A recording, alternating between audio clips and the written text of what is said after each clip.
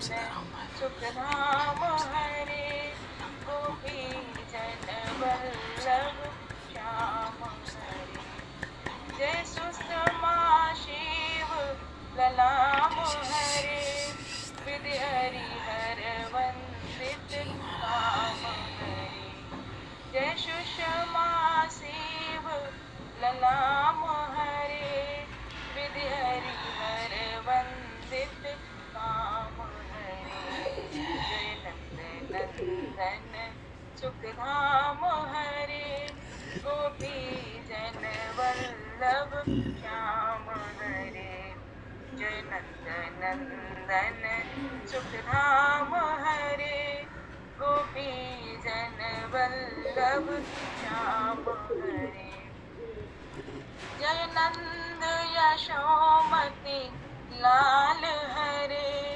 तेरे कृपालु बिन धाम हरे जय नंद यशोमति लाल हरे तेरे कृपालु बिन धाम हरे जय नंद नंदन सुखधाम हरे गोपी जन वल्लभ श्याम हरे जय नंद नंदन सुखधाम हरे गोपी जन वल्लभ श्याम हरे जय जीवन धन ब्रजपाम हरे विहरत वृंदावन धाम हरे जय जीवन धन ब्रजपाम हरे विहरत वृंदावन धाम हरे वराहपीडं नटवरवपुः कर्णयो कर्णिकारं बिभ्रदवासः कनककपिशं वैजयन्तीं च मालां रन्ध्रान् वेणुर्दर्शतया पूरयन् गोपवृन्दैः वृन्दारण्यं सवदरमणं प्राविशद गीतकीर्ति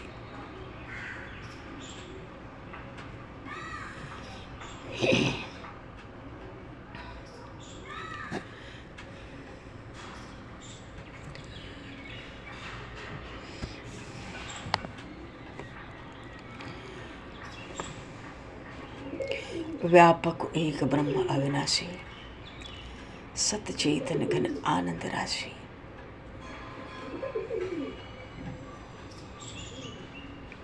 भगवान नाम महाराज को भगवान नाम को निर्गुण ब्रह्म से और सगुण ब्रह्म से निर्गुण ब्रह्म सगुण ब्रह्म दोनों से बड़ा कहा गया है। क्यों? ब्रह्म व्यापक है, एक है, अविनाशी है, चैतन्य है, आनंद की घन राशि है।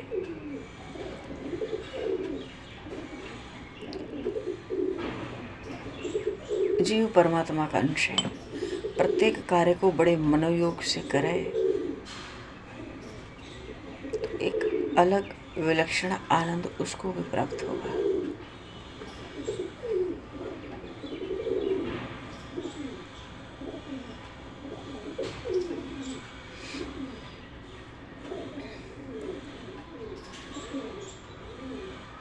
ऊर्जा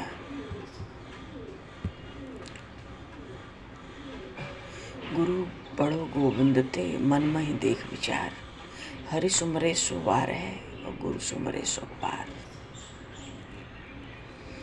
हमारे शास्त्रों में गुरुदेव की महूत महिमा,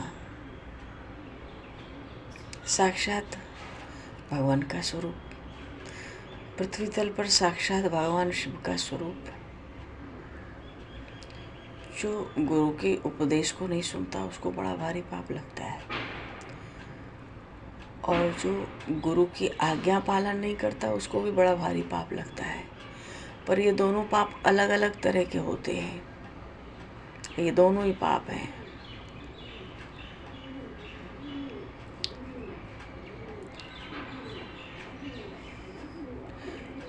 भगवान ने बड़ी करुणा करके ये मनुष्य शरीर हमको दिया है।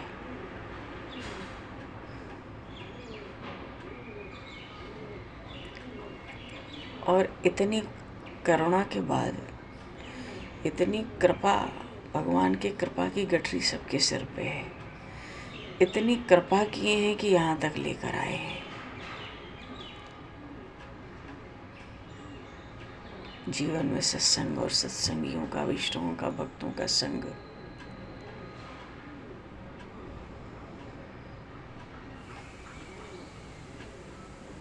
जीव पर भगवान की अपार कृपा है। सहज रूप से जीव भगवान का है, सहज रूप से भगवान का है। कहने का भाव यह है कि जैसे गन्ने में, ईख में मिठास अपने आप होती है, किसी की बनाई हुई नहीं है, ऐसे ही जीव परमात्मा का है।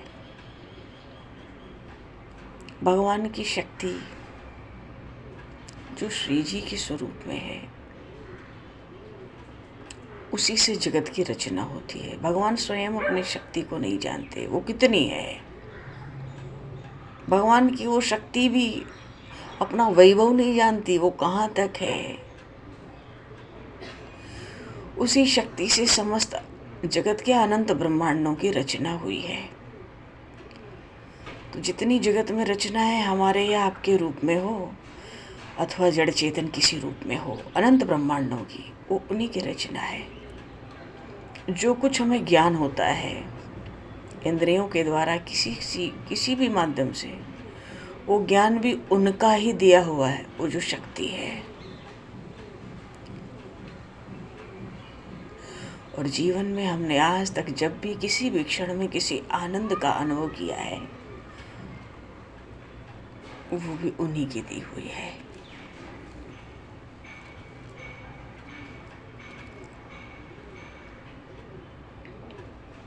इसीलिए भगवान की आह्लादनी शक्ति किशोरी जी को कहा जाता है, जो परमात्मा को भी आह्लाद देती है। किसी का शव पड़ा हो तो परमात्मा तो उस शव में भी है, पर वो शक्ति नहीं है। जिस शक्ति से हृदय धड़कता है, तो वो हृदयेश्वरी है ना। 5 प्राणों को व्यवस्थित करने वाली भी वही शक्ति है, तो वो प्राणेश्वरी भी है। और जीवन में हम जो कुछ करते हैं, बिना शक्ति के तो कुछ भी नहीं करते। एक उंगली नहीं हिलेगी और क्या काम धाम करेंगे, कुछ कर ही नहीं सकते। तो वो जीवनेश्वरी भी है। ये कौन है? ये श्री जी हैं। जासु अंश उपजहि गुण खानी, अगणित लक्ष्मी उमा ब्रह्माणी। जिनके एक एक अंश में करोड़ों करोड़ों ब्रह्माणी,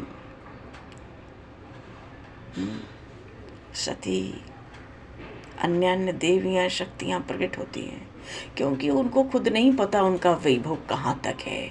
परमात्मा को स्वयं नहीं पता कि उसकी शक्ति का कहाँ तक विस्तार है, कितनी है शक्ति। जैसे भगवान को अपने नाम की भी महिमा नहीं पता, राम न सके नाम गुण गाई। तो ये जो शक्ति स्वरूपा श्री जी हैं, ये ही जीव को भगवान के सन्मुख करती हैं।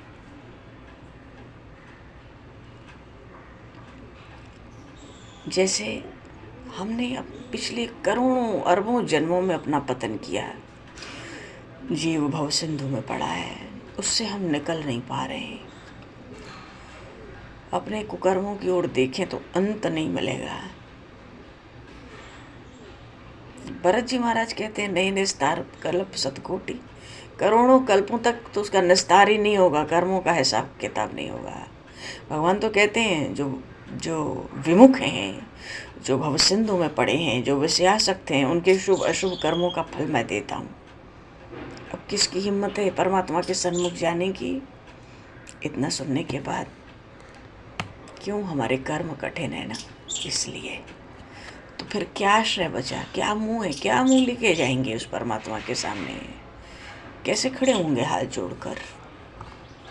तो खड़ा करने वाली भी वही शक्ति है, श्री किशोरी जी। क्यों? वही अपराध क्षमा कराएंगी। हृदय स्थान तो परमात्मा का था, पर हमने संसार भरा है, तो कौन क्षमा कराएगा? वही कराएंगे।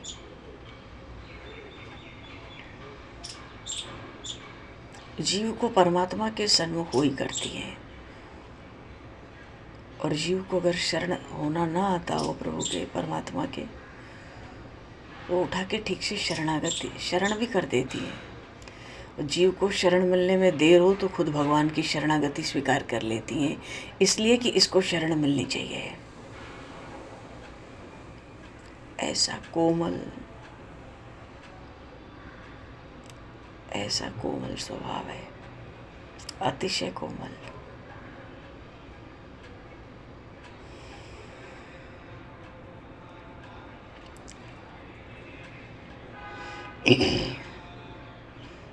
उनके बिना किसी भी चीज की सृष्टि में कल्पना भी संभव नहीं है, क्योंकि कल्पना को भी शक्ति वहीं से मिलती है।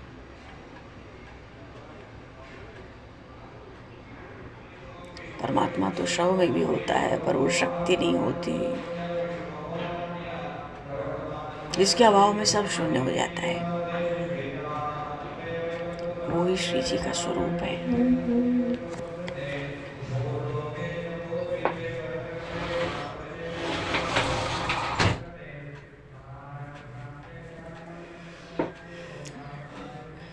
चलो, बोले श्री चैतन्य महाप्रभु की जय।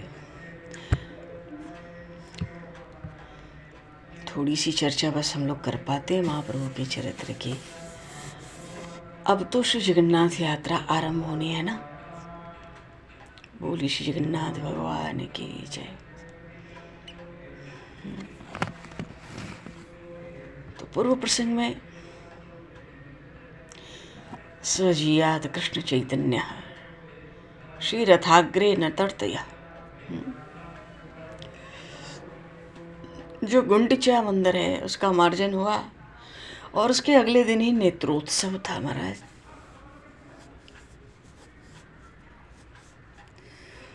और महाप्रभु सब भक्तों के साथ श्री जगन्नाथ जी के दर्शन के लिए गए थे। 15 दिनों के पीछे आज भगवान के दर्शन हुए। इससे महाप्रभु को बड़ा ही हर्ष हुआ।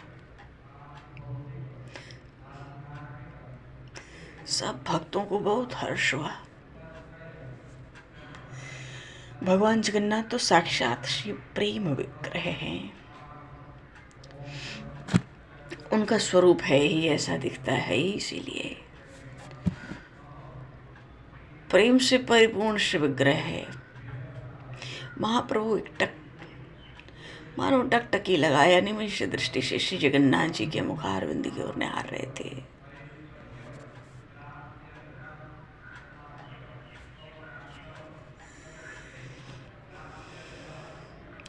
और उनकी दोनों आंखों से अश्रुओं की 2 धाराएं बह रही थी।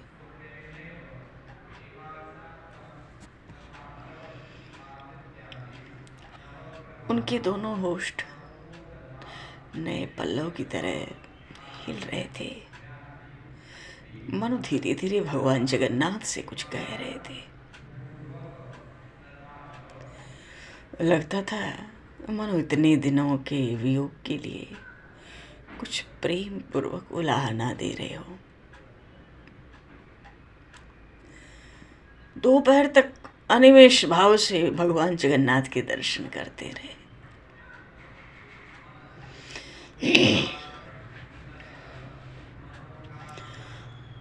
फिर भक्तों के साथ अपने स्थान पर आए। बड़ा कीर्तन, बड़ा आनंद, बड़ा उत्सव। नेत्रोत्सव था ना आज तो नेत्रों का उत्सव है जो प्रभु के दर्शन हो रहे हैं।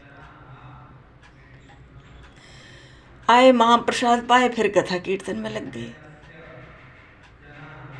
तो आज तो नेत्रोत्सव हो गया। एक दिन पहले गुंडिचा मंदिर का मार्जन किया था, और आज नेत्रोत्सव दर्शन किया जीवर के। कल रथ यात्रा, भगवान जगन्नाथ की रथ यात्रा का दिवस था। प्रभु के आनंद की सीमा नहीं थी।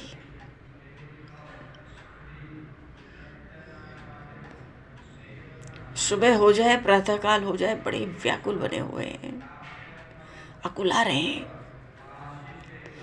मरे हर्ष के, मरे आनंद में रात भर नींद नहीं आई, रात भर प्रेम में बेसुध पड़े रहे, जागरण ही करते रहे। 2 घड़ी रात बची थी, उठ गए, सब भक्तों को भी जगा दिया। शौच स्नान सबसे निवृत्त हो गए सब।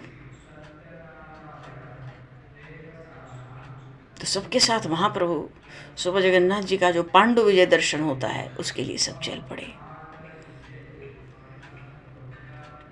ज्येष्ठ की पूर्णिमा से लेकर के आषाढ़ की अमावस्या तक भगवान जगन्नाथ भगवती महालक्ष्मी के साथ एकांत में वास करते हैं। प्रतिपदा के दिन नेत्रोत्सव होता है और तभी जगन्नाथ जी के दर्शन होते हैं। द्वितीया या तृतीया को रथ पर चढ़ के भगवान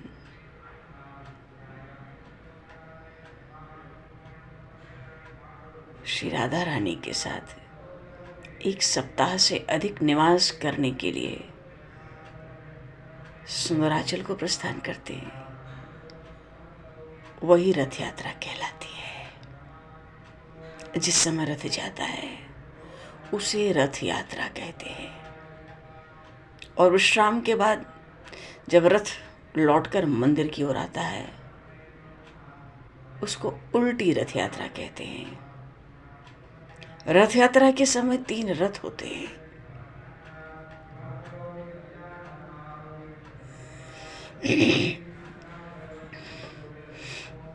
सबसे आगे जगन्नाथ जी का रथ होता है, उनके पीछे बलराम जी और सुभद्रा जी के रथ होते हैं। बोलिए श्री बलभद्र जी महाराज की, श्री सुभद्रा जी की जय, श्री जगन्नाथ, जय जगन्नाथ। भगवान जगन्नाथ का रथ बहुत विशाल होता है,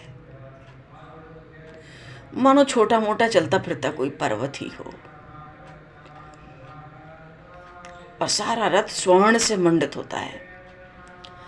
उसमें हजारों घंटा, टाल, किंकिणी, घाघर बंधे रहते हैं। छतरी बहुत ऊंची विशाल होती है। उस छतरी में तरह तरह की ध्वजा पताकाएं लहराती फहराती रहती है।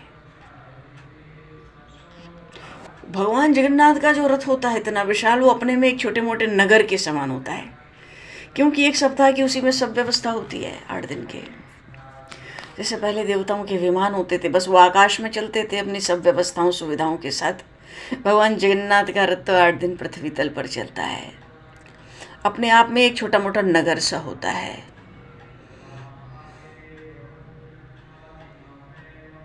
सैकड़ों लोग मिलकर सैकड़ों उसमें आराम से खड़े हो सकते हैं। चारों ओर बड़े बड़े शीशे से लटकते रहते हैं और सैकड़ों तो ऐसे होते हैं कि बड़ा स्वच्छ पवित्र श्वेत चंवर डुलाते रहते हैं। और चंदवे भी उसके बड़े मूल्यवान रेशमी वस्त्रों के होते हैं। सारा रथ तरह तरह के चित्रपटों से भी बहुत अच्छी तरह से सजा दिया जाता है। और आगे की ओर बहुत लंबे, बहुत ही लंबे और बड़े मजबूत रस्से बंधे होते हैं, जिनको मनुष्य ही खींचते हैं। तो कहाँ तक जाएगा रथ? भगवान का रथ गुंटिचा भवन तक, वहां तक सब लोग खींच कर ले जाते हैं। उस समय का दृश्य बड़ा ही अपूर्व होता है। बड़ी महिमा है। रथ यात्रा के उस रस्से की भी का भी स्पर्श हो जाए तो बड़ी महिमा है। तो सुबह के समय तो महाप्रभु पांडु विजय दर्शन के लिए गए ना, तो प्रातः काल ही रथ सिंह द्वार पर खड़ा होता है। तो जो दैत्यगण होते हैं वो लाकर भगवान जगन्नाथ को उसमें सिंह द्वार पर पधराते हैं। तो जिस समय सिंहासन से उठाकर भगवान रथ में पधराए जाते हैं उसे ही पांडु विजय कहते हैं। ये जो दैत हैं, दैता जिनको कहते हैं वहाँ पर, वो भगवान जगन्नाथ के सेवक हैं। पहले भी कथा आई थी विस्तार से भगवान जगन्नाथ के प्रागट्य की।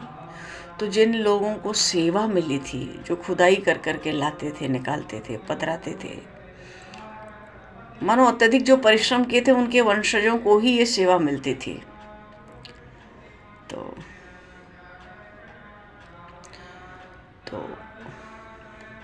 ये भगवान जगन्नाथ के सेवक ही होते हैं निम्न श्रेणी के जाति है, लेकिन उनका वही काम होता था उस समय। भगवान जगन्नाथ की प्राण प्रतिष्ठा के लिए तो देव ऋषि नारद स्वयं ब्रह्मा जी को लेकर आए थे।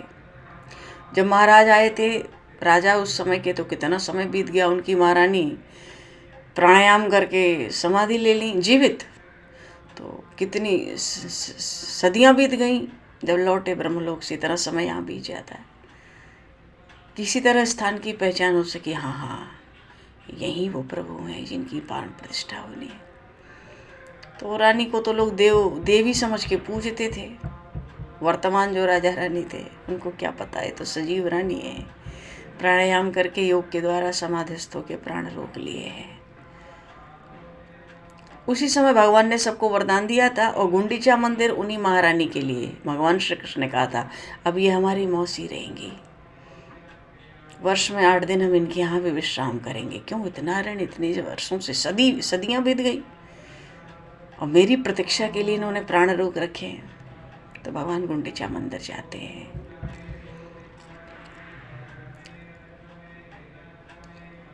तो लेकिन कितनी भी निम्न जाति हो दैताओं की, भगवान की सेवा करते हैं, जगन्नाथ भगवान की सेवा के अधिकारी हैं, इसलिए सब लोग उनका बहुत विशेष सम्मान करते हैं। उसमें भी 2 तरह के लोग हैं। एक तो साधारण दैता हैं, वो शूद्र तुल्य होते हैं, लेकिन उनमें से जो ब्राह्मण होते हैं उनको दैतापति कहते हैं। तो कोई अनवसर का समय आ जाता है ना, तो वही लोग भगवान को बाल भोग में मिष्ठान्न अर्पण करते हैं। भगवान जगन्नाथ की तबीयत को खराब बताकर औषधि भी अर्पण करते हैं। स्नान यात्रा से लेके भगवान जगन्नाथ के रथ यात्रा लौटने के दिन तक उनका भी जगन्नाथ जी की सेवा में विशेष अधिकार होता है। तो वो ही लोग किसी प्रकार रस्सियों द्वारा भगवान को सिंहासन से रथ पर पधराते हैं। उस समय कटक के महाराज वहाँ स्वयं उपस्थित रहते हैं। इस समय तो जो महाराज है उनका नाम है प्रताप रुद्र।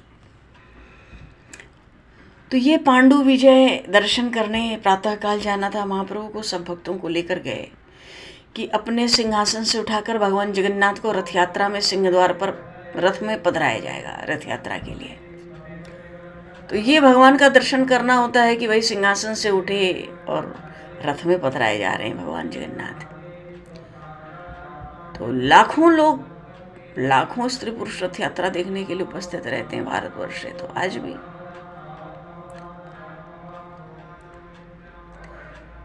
तो महाराज ने प्रभु के दर्शन की इच्छा, महाप्रभु आएंगे, भगवान जगन्नाथ के दर्शन करेंगे, तो महाराज प्रताप रुद्र ने बड़ी अच्छी व्यवस्था महाप्रभु के लिए पहले ही कर दी थी। तो इसलिए महाप्रभु ने लाखों की भीड़ होने पर भी भली भांति सुविधा पूर्वक भगवान जगन्नाथ के दर्शन किए।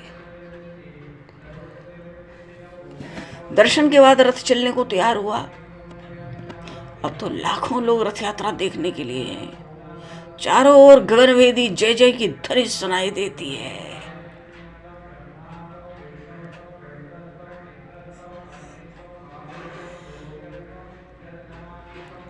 तो भगवान के रथ पर विराजमान होने के बाद महाराज प्रताप रुद्र जी ने स्वर्ण की बुहारी से पथ को साफ किया।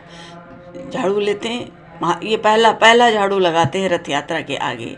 रथ के आगे रथ यात्रा के समय पहली झाड़ू लगाते हैं, गुहार करते हैं वहाँ के राजा। न जाने कितनी सदियों से ये नियम चले आ रहे हैं, आज भी हैं। तो मार्ग को स्वच्छ किया, अपने हाथ से चंदन मिला हुआ जल छिड़का, पहले झाड़ू लगाई, सोने की झाड़ू, फिर अब चंदन मिला हुआ जल छिड़का, फिर असंख्यों इंद्र, मनु, प्रजापति, ब्रह्मा, जिनकी सेवा में सदा उपस्थित रहते हैं, उन भगवान की, परम पुरुष की यदि कोई नीच सेवा को करके महाराज अपने यश और प्रताप को बढ़ाते हैं, इसमें कौन से आश्चर्य की बात है। अरे उनके सामने राजा महाराजाओं की बात ही क्या है, ब्रह्मा जी भी एक साधारण जीव हैं। अरे मान सम्मान के साथ उनकी सेवा कोई कर ही क्या सकता है, क्योंकि संसार भर की सभी प्रतिष्ठा उनके सामने तुच्छ से भी तुच्छ है। मान, प्रतिष्ठा, कीर्ति, यश, सबके उद्गम स्थान तो प्रभु हैं, भगवान। तो ऐश्वर्य से, किसी पदार्थ से, वस्तु से या अन्य किसी सेवा से उनकी कोई पूजा कर ही कह सकता है। वो तो केवल भावग्राही, प्रभाव ग्राहक, अति कृपाल, स्नेह सन सुख पाई हैं। महाराज प्रतापरुद्र ने पूजा अर्चना की, मार्ग को स्वच्छ कर लिया। उसके बाद जो गौड़ीय देश के भक्त थे और भारतवर्ष के भिन्न भिन्न प्रांतों से आए हुए जितने नर नारी थे, भगवान के रथ की रस्सी को पकड़ लेते हैं और सब मिलकर जोरों से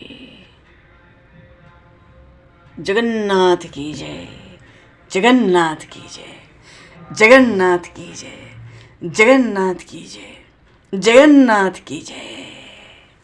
भगवान जगन्नाथ की चारों ओर जय जयकार आरंभ होती है रस्सी पकड़ते, और ऐसा जय घोष, उस जय घोष के साथ असंख्यों घंटा किंकिणियां बज उठती हैं। हाँ, एक साथ घर घर शब्द होता है, और घर घर शब्द भगवान के रथ के चलने का होता है। उनके पीछे बलभद्र जी और सुभद्रा जी के भी रथ चल पड़े। चारों ओर जय घोष हो रहा है, चारों ओर जय घोष हो रहा है, जय जयकार हो रही है, गगन भेदी जय जयकार, जय घोष। तो जो मार्ग है ना गुंडिचा मंदिर तक जाने का, बालू का में राजपथ जो है, उसके दोनों ओर नारियल के सुंदर सुंदर वृक्ष बड़े भले मालूम पड़ते हैं देखकर। सुंदराचल भगवान जा रहे हैं, भगवान का रथ। उस समय भगवान के रथ की छटा अपूर्व होती है। कभी तो रथ जोरों से चलता है, कभी धीरे धीरे चलता है, कभी बिल्कुल ठहर जाता है, और जब ठहर जाए तो फिर लाख प्रयत्न करो फिर भी आगे नहीं बढ़ता। मानो भगवान जगन्नाथ अपनी पूरी लीला करते हुए चलते हैं। साक्षात भगवान जगन्नाथ उस रथ में विराजमान लीलाएं करते चलते हैं। भक्तों को मानना पड़ता है साक्षात प्रभु बैठे हैं। कभी तो जोर से चलते, कभी चल ही नहीं रहे, अब कर लो बात।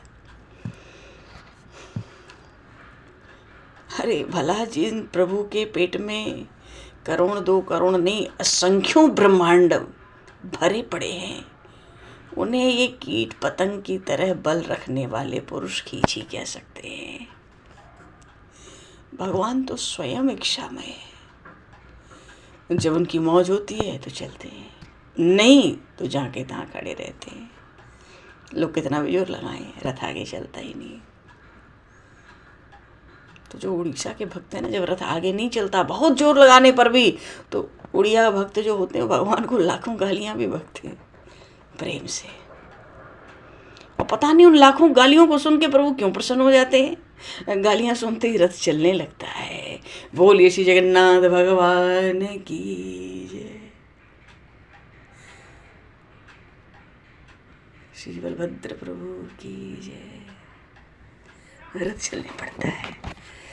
ऐसा आनंद उड़ेलते हुए भगवान जगन्नाथ रथ यात्रा करते हैं। और महाप्रभु श्री कृष्ण चैतन्य प्रभु रथ के आगे आगे नृत्य करते हुए चल रहे थे।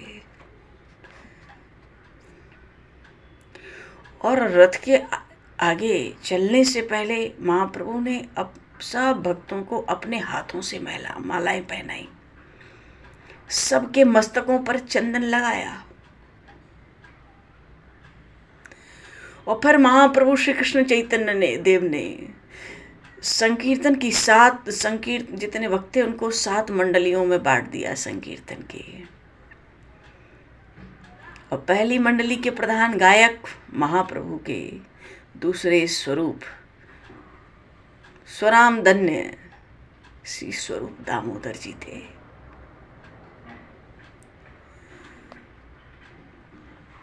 उनके दामोदर नारायण, गोविंद, दत्त, राघव पंडित, गोविंदानंद 5 सहायक प्रभु ने बना दिए। हर संकीर्तन मंडली का एक प्रधान और उसके 5 सहायक। और जो नृत्यकारी होंगे उस मंडली के महामहिम अद्वैताचार्य जो सबसे बूढ़े हैं। पहली संकीर्तन मंडली का नृत्य का कार्य अद्वैताचार्य को मिला। बूढ़े होने पर भी संकीर्तन के नृत्य में वे अच्छे युवक भक्तों से भी बहुत अधिक बढ़ जाते थे। उनका नृत्य बड़ा ही सुंदर होता और वो अपने श्वेत बालों को हिलाते हुए मंडली के आगे आगे श्री शंकर जी सा तांडव नृत्य करते जाते थे। बोलिए श्री शंकर भगवान की जय। अद्वैताचार्य जी हैं ही उन्हीं के अंशावतार। तो एक तो स्वरूप दामोदर और उनके नृत्यकारी अद्वैताचार्य मंडली अलग से। और दूसरी मंडली के प्रधान है श्रीवास पंडित। उनका शरीर स्थूल है, चेहरे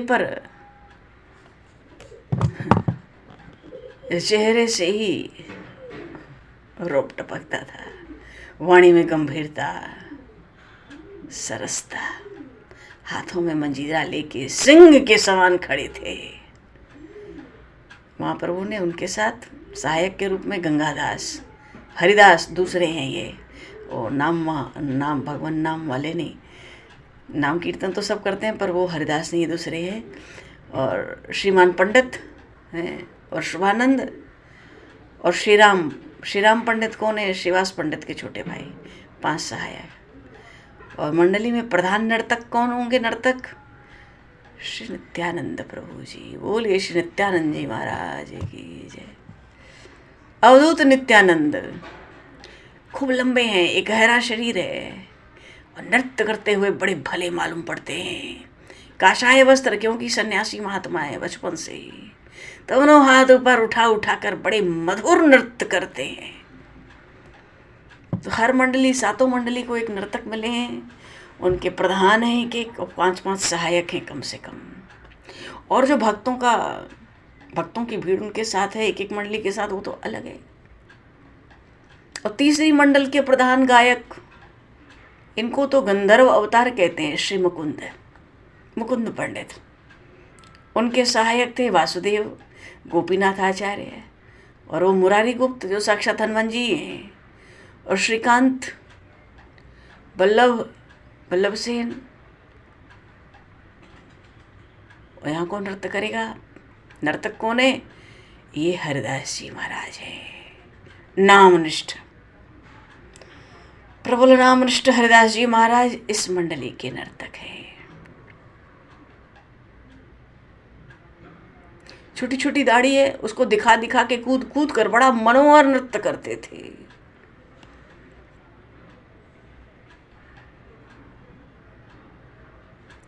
गोल मटोले शरीर से, थोड़े नृत्य करते हैं तो गेंद की तरह उछलते हैं, सिर हिला हिला के हरी हरी हरी हरी करते नाचते जाते हैं।